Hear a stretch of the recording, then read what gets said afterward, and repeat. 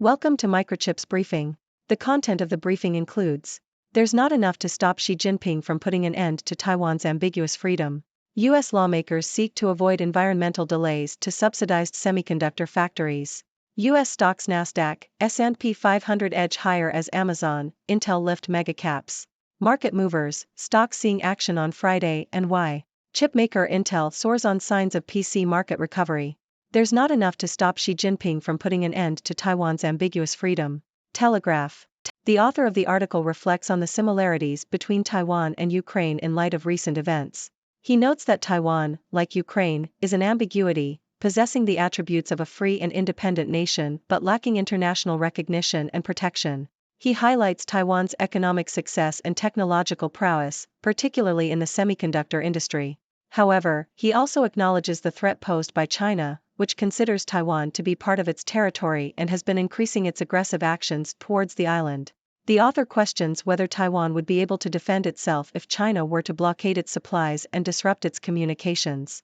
He points out that while the United States has pledged to defend Taiwan, there are concerns about whether it would be able to prevail in such a scenario.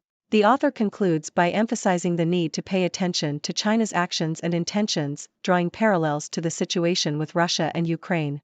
U.S. lawmakers seek to avoid environmental delays to subsidized semiconductor factories.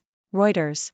A bipartisan group of nearly 120 U.S. lawmakers has urged Congress to avoid lengthy environmental reviews that could delay the completion of semiconductor factories that receive government subsidies.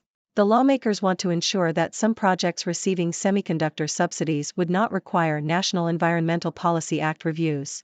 This would include projects already under construction or starting within the next year, projects with 10% or less federal funding, and projects that involve expanding or modernizing existing semiconductor facilities.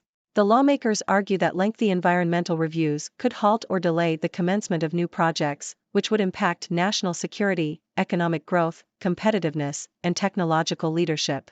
The Commerce Department will require environmental reviews unless Congress acts. Commerce Secretary Gina Raimondo has expressed the need to streamline the process and make it more efficient and user-friendly, while also ensuring that environmental concerns are taken into account. It is still unclear when the department will announce awards for the semiconductor subsidies. U.S. stocks Nasdaq, S&P 500 edge higher as Amazon, Intel lift mega caps. Yahoo!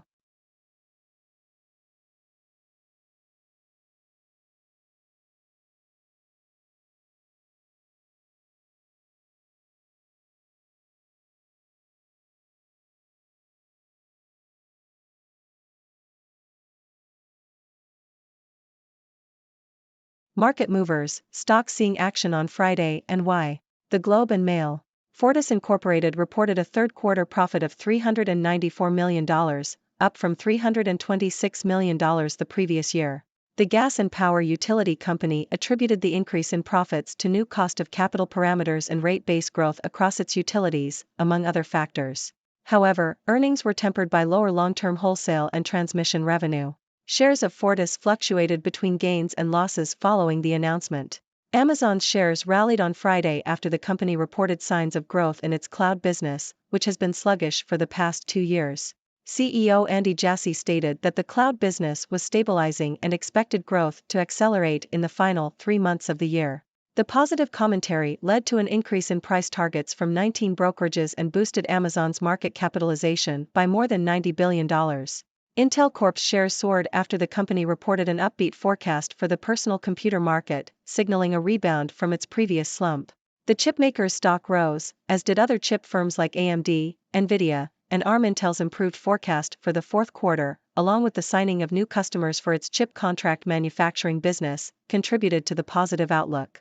The company's CEO, Pat Gelsinger, expects further growth in the foundry business and plans to secure a fourth customer before the end of the year. Chipmaker Intel soars on signs of PC market recovery. Reuters.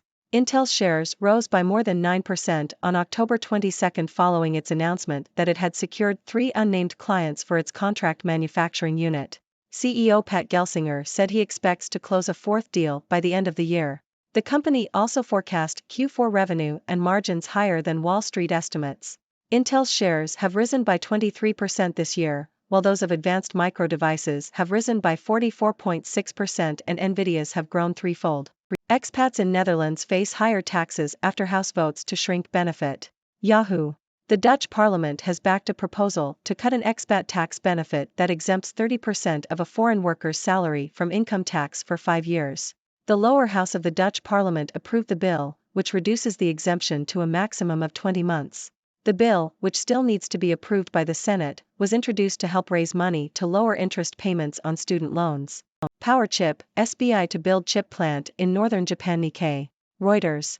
Power chip semiconductor manufacturing plans to build a chip plant in Japan's Miyagi Prefecture in partnership with SBI Holdings.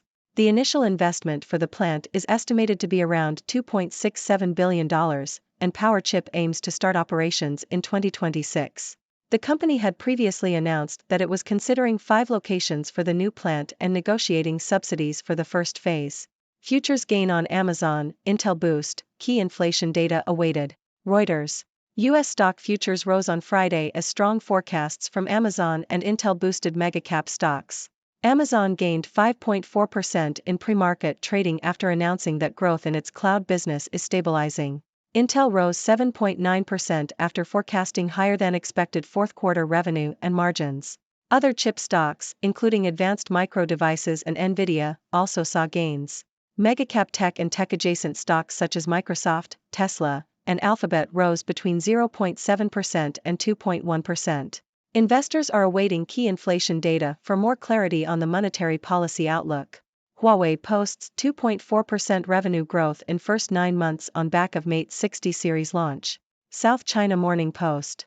Huawei's revenue for the first 3 quarters of 2023 reached 456.6 billion Chinese yuan, $62.4 billion, up 2.4% from the same period last year, as its Mate 60 series 5G smartphones saw strong sales.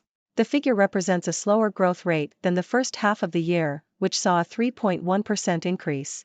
Net profit margin for the first 9 months was 16%, a slight improvement from the first half's 15%. The company's consumer business, which includes smartphones and electric cars, reported revenue growth, while its enterprise-facing cloud business, which includes AI model Pangu, experienced rapid growth. Huawei's profit doubles with made-in-China chip breakthrough. Bloomberg. Huawei's net profit more than doubled in the September quarter to 26.4 billion Chinese yuan, $3.6 billion, according to the company's 9-month results. The figures include initial sales of the Mate 60 Pro smartphone, which was launched in late August and sold out almost instantly. The device features a 7nm processor made by Semiconductor Manufacturing International, and is seen as key to Huawei's attempts to regain ground lost after the US cut it off from overseas suppliers. Analysts estimate Huawei could produce 70 million smartphones with its own Kirin chips in 2024, which could eat into Apple's lead in China.